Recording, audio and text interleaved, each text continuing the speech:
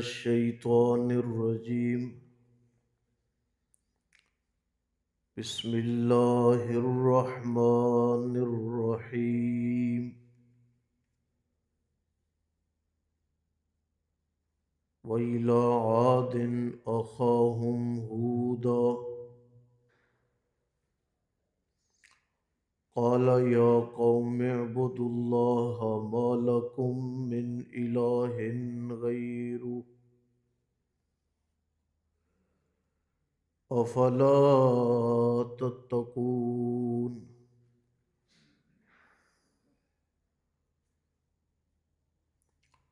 قال الملأ الذين كفروا من قومه إنا لنراك في سفاهة آواز کھولو شعیب اس کی وَإِنَّا لَنَظُنُّكَ مِنَ الْكَاذِبِينَ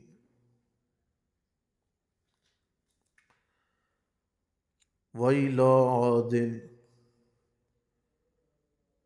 اور بھیجا ہم نے قوم عاد کی جانب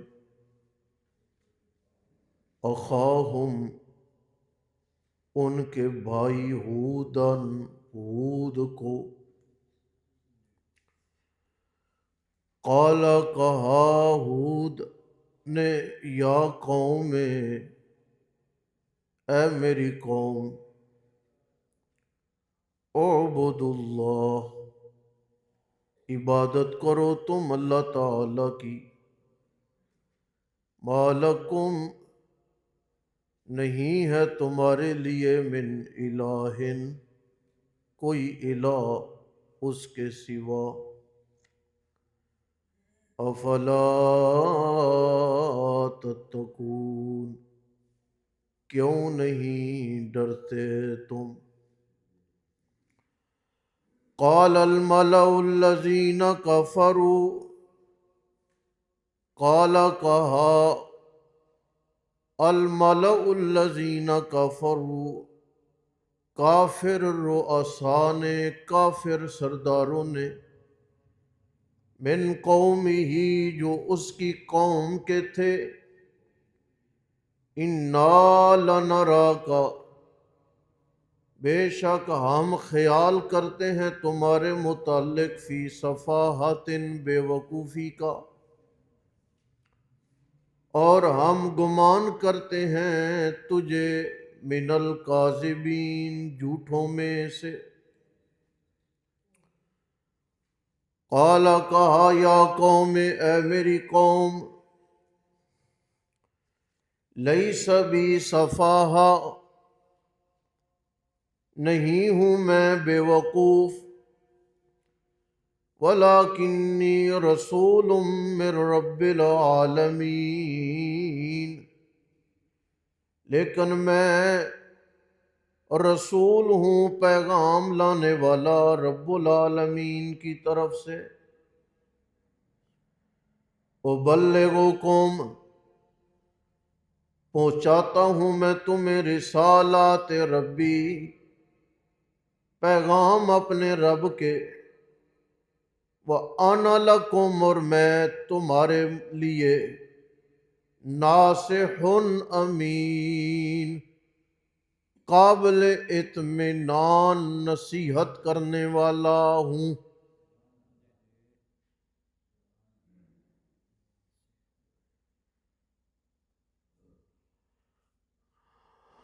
حضرت نوح علیہ السلام کے تذکرے کے بعد تذکرہ ہے قوم عاد کا قوم عاد ایک طاقتور قوم ہے قرآن جسے کہتا ہے جاب الصحر بالواد پتھروں کو تراش تراش کے انہوں نے اپنے مکان بنائے تھے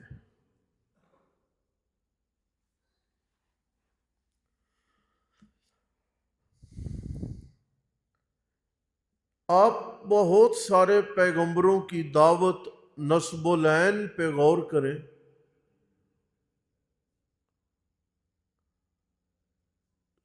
ایک سا انداز ملے گا۔ آج کا سبق لفظوں کے اعتبار سے گزشتہ دو سبقوں سے بالکل ملتا جلتا ہے۔ وَلَقَدْ أَرْسَلْنَا نُوحًا إِلَىٰ قَوْمِهِ، ہم نے نوح کو بھیجا قوم کی طرف۔ وَإِلَىٰ عَادٍ أَخَاهُمْ هُودًا، ہم نے ہود کو بھیجا ان کی قوم عاد کی طرف۔ ایک ہی بات ہوگی۔ قَالَ يَا قَوْمِ اعْبُدُوا اللَّهَ مَا لَكُم مِّنْ إِلَٰهٍ غَيْرُهُ، نوح علیہ السلام کی اور یہ تقریر دونوں ایک جیسی ہیں۔ وہاں قوم نے کہا کہ تم گمراہ ہو، یہاں قوم نے کہا کہ تم بے وقوف ہو۔ میں کل بلکہ پرسوں کے سبق میں بتا چکا ہوں کہ کائنات میں پیغمبر سے بڑا دانش مند کوئی نہیں ہوتا، لہٰذا اسی سبق کو دہرانے سے بہتر ہے ہم ایک اور رنگ آپ کے سامنے پیش کروں۔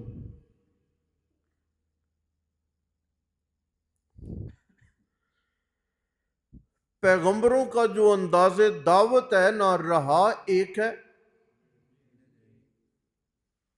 نسب العین پروگرام ایک ہی رہا ہے کہ کائنات انسانی کو بتایا جائے کہ الہ صرف اللہ ہے۔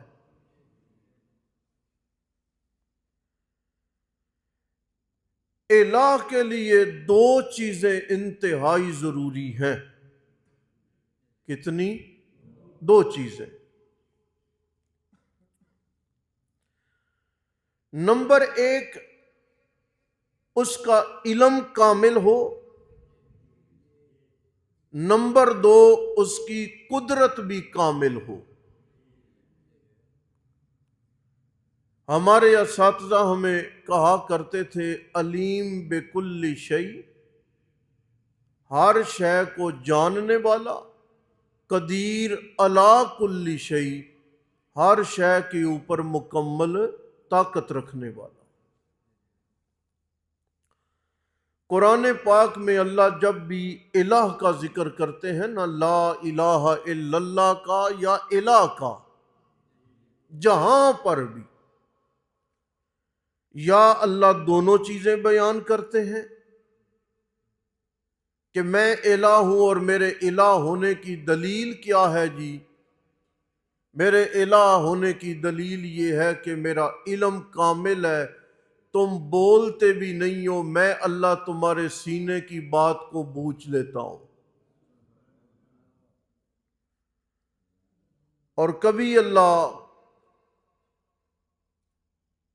اپنی قدرت کا تذکرہ کرتے ہیں اپنی الوہیت کے بعد۔ دوسرے پارے میں ہم نے پڑھا الہکم الہ واحد لا الہ الا هو الرحمن الرحیم۔ اب دیکھیں آگے، ان فی خلق السماوات والارض واختلاف اللیل والنہار والفلک التي تجری فی البحر بما ينفع الناس وما انزل اللہ من السماء من ماء فأحیا به الارض بعد موتها وبث فيها من كل دابة وتصريف الرياح والسحاب المسخر بين السماء والأرض لآیات لقوم یعقلون۔ اللہ تعالیٰ نے اپنی کامل قدرت کا بیان فرما دیا ہے۔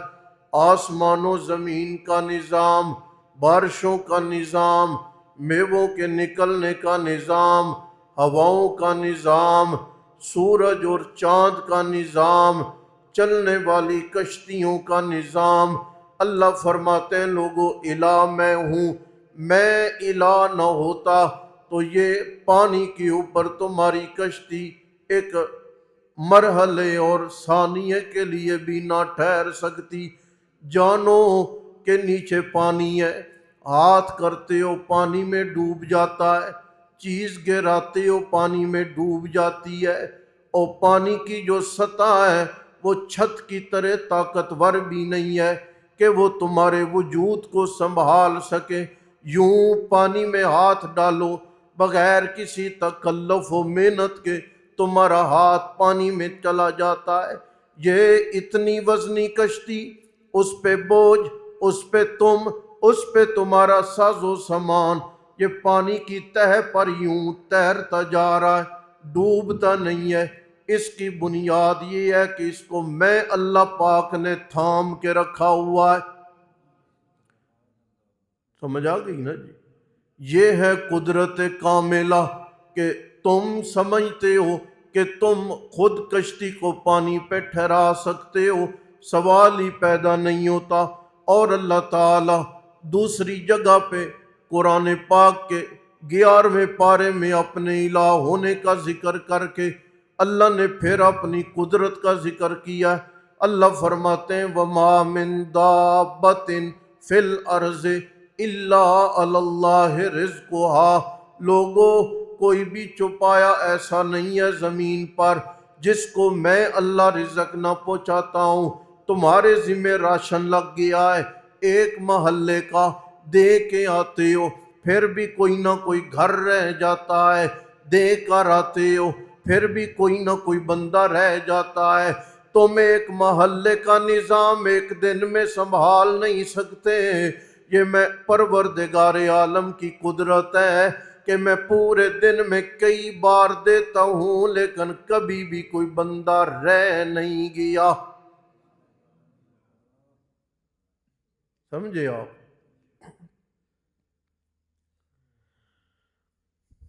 الہ کے لوازمات میں یہ دونوں باتیں بڑی ضروری ہیں۔ قدرت کام کر بھی سکتا ہو نا، اور نمبر 2 علم۔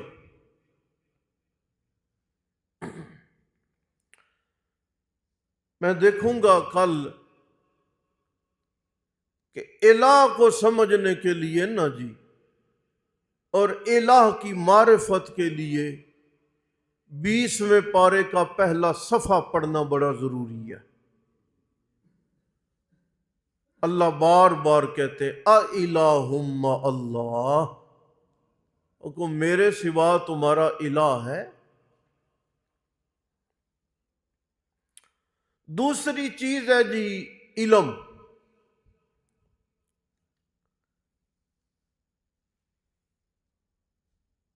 حضرت موسیٰ علیہ السلام و حضرت خضر علیہ السلام سفر فرما رہے تھے۔ یہ خضر نہیں ہے، خاضر ہے۔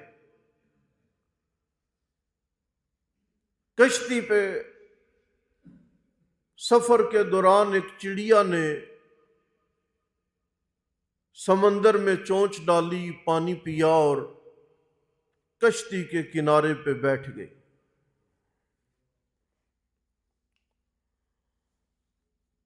حضرت خضر علیہ السلام نے حضرت موسیٰ علیہ السلام سے کہا آپ یہ چڑیا کو دیکھ رہے ہو؟ اس چڑیا کی چونچ پہ جو لگا ہوا پانی ہے آپ اسے دیکھ رہے ہو؟ اس پورے سمندر کے مقابلے میں اس پانی کی کیا حیثیت ہے؟ میرا علم، آپ کا علم، اس کائنات کا علم، بعد میں آنے والوں کا علم، پہلے دنیا سے چلے جانے والوں کا علم، اس سمندر کے مقابلے میں چڑیا کے چونچ کو لگے پانی کی پھر بھی کوئی حیثیت ہے، اور پوری کائنات کا علم پروردگار عالم کے علم کے مقابلے میں اتنی حیثیت بھی نہیں رکھتا۔ سمجھے آپ؟ علم اس کا کامل ہے. کیسے؟ یعلم خائنۃ الاعین وما تخفی الصدور. یہ جو تم اپنی آنکھیں جھپکتے ہو ان میں بددیانتی چھپی ہے. آنکھ کا اشارہ کیا ہے، اس میں گناہ چھپا ہوا ہے.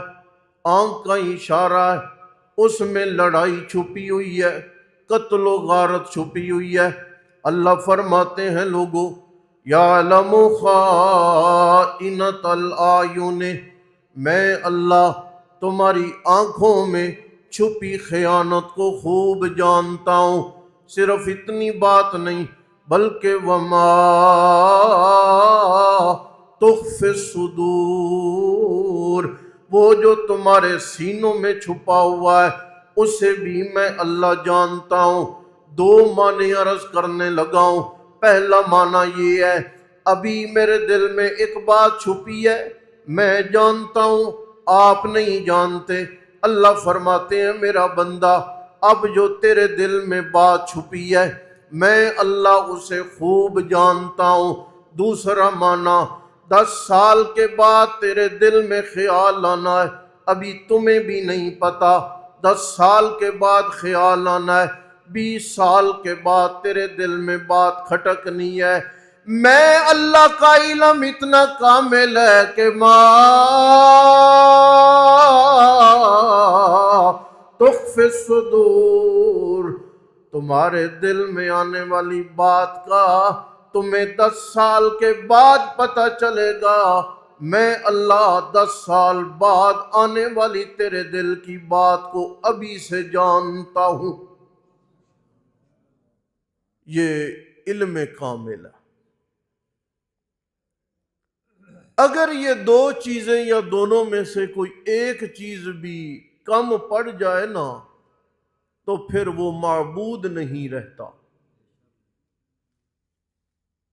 یہ لوازم الہ ہے.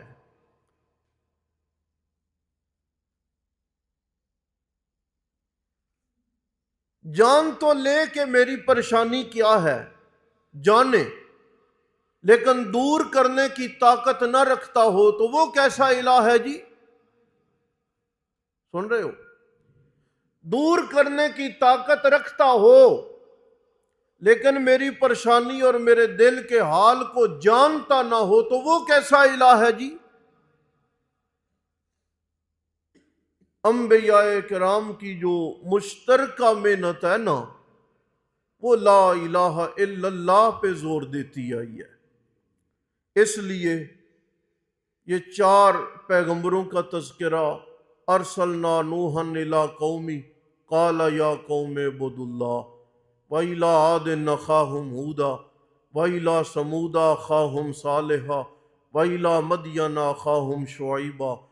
ان 4 پیغمبروں کے تذکرے میں دعوت کا انداز ایک ہی ہے، یا قوم، اے میری قوم، اعبدوا اللہ، اللہ کی عبادت کرو. یہ عبادت کیا ہے جی؟ پہلے پارے میں یا ایھا الناس، ہے لوگوں، اعبدوا ربکم، اللہ کی عبادت کرو. کیا مطلب ہے؟ مفسرین نے لکھا ہے وحدو، اللہ کی عبادت کا مطلب ہے اللہ کو اکیلا سمجھو. اللہ کو کیا سمجھو؟ اکیلا سمجھو. اور مفسرین کہتے ہیں قرآن میں جہاں پر بھی عبادت کا ذکر ہے نا، اس سے مراد ہے اللہ کی توحید. عبادت کا جہاں پہ بیان ہے اس سے مراد کیا ہے؟ اللہ کی توحید. اللہ کو اکیلا سمجھنے کا مطلب اللہ کی ذات میں اور اللہ کے اوصاف میں کسی کو بھی اللہ کا شریک اور اللہ کا حصے دار نہ بناؤ. یہاں پر بھی اعبدوا اللہ ما لکم من الہ، الہ کوئی نہیں ہے اللہ کے سوا. افلا تتقون، کیوں نہیں تم ڈرتے؟ ایک معنی تقوی کا ڈرنا عام طور پہ کیا، لیکن اس کا ایک معنی ہے بچنا، بات ایک ہی ہے، بچنا۔ مفسرین کہتے ہیں کہ یہاں تتقون، تم شرک سے کیوں نہیں بچتے، سمجھے؟ تتقون، شرک سے کیوں نہیں بچتے۔ میں کل الہ کا معنی ذکر کر چکا ہوں جی، چمٹنا۔ کیا معنی ہے اس کا؟ بغوی نے معلم میں لکھا ہوا، بچہ ہے، معصوم ہے، ماں رو رہا ہے، ماں آتی ہے کام کاج سے اٹھاتی ہے، تو بچہ یوں مضبوط ہو کے ماں کی چھاتی کے ساتھ لگ جاتا ہے اور چمٹ جاتا ہے۔ الہ کون ہے؟ یتضرعون الیہ فی الحوائج، جس کے در پہ مجبور ہو کر بندہ چمٹ جاتا ہے نا، اس در کو الہ کا در کہتے ہیں۔